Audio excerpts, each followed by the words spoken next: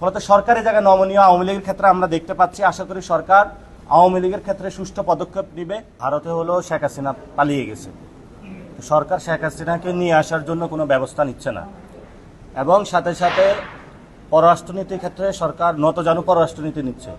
ফলত ওইখান থেকে প্রায় 30 লক্ষ শুধু মুসলিম পরিচয় হওয়ার কারণে অবৈধ বাংলাদেশ দিয়ে বাংলাদেশে পাঠাচ্ছে তারা, এবং সীমান্তে তারা মানবতার জীবন যাপন করছে।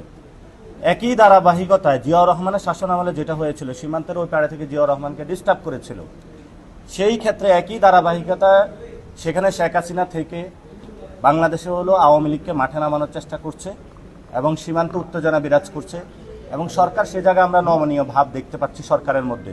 একটা নিষিদ্ধ সংগঠন কিভাবে মাঠে মিছিল করে, আমরা সেই বিষয়ে সরকারের কাছে জবাব চাই।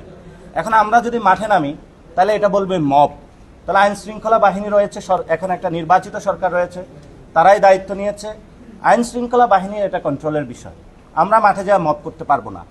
এটা আপনারা দেখেছেন, ছাত্রদলের উপরে তারা হামলা করেছে, তাদের হামলা থেকে বাংলাদেশের কোনো মানুষ তারা বাদ যাচ্ছে না, এবং নেত্রকোনায় হামলা হয়েছে, জাহাঙ্গীরনগরে একটা ছেলেকে তারা ধরে নিয়ে জয় বাংলা স্বীকারোক্তি আদায় করেছে।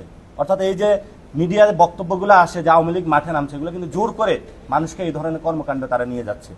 ফলত সরকারি জায়গায় নমনীয় আওয়ামী লীগের ক্ষেত্রে আমরা দেখতে পাচ্ছি। আশা করি সরকার আওয়ামী লীগের ক্ষেত্রে সুষ্ঠু পদক্ষেপ নেবে, যাতে জিয়াউর রহমানের শাসনামলে যেভাবে আওয়ামী লীগ আবার নতুনভাবে নিজেদের পুনর্জীবন লাভ করেছিল পরে, এবং খালেদা জিয়ার যে অত্যাচারের নিপীড়নের মধ্য দিয়ে তাকে নিয়েছে, এই ধরনের ব্যবস্থার মধ্য দিয়ে ভবিষ্যতে বাংলাদেশের জনগণকে তারা হুমকির মধ্যে না ফেলে দৃষ্টান্তমূলক তাদের শাস্তি বাংলাদেশে যাতে হয়, আর যাতে তারা বাংলাদেশে কখনো 1400 ভাই বোনকে খুনের কোনো সিদ্ধান্ত না নিতে পারে, সাহস করতে না পারে। সাথে সাথে তাদের অন্যতম একটা এই খুনি বাহিনীর দোসর আমাদের যিনি প্রেসিডেন্ট আছেন বর্তমানে, চুপ্পুর বিষয়ে যাতে বিএনপি সিদ্ধান্ত গ্রহণ করে, এবং তাদের যে অর্থনৈতিক কাঠামো ব্যবস্থা সেটা যাতে বাংলাদেশের মানুষের পকেট থেকে যেটা তারা হাতিয়ে নিয়েছে সেটা যদি বাংলাদেশের মানুষের কাছে ফেরত দেয়।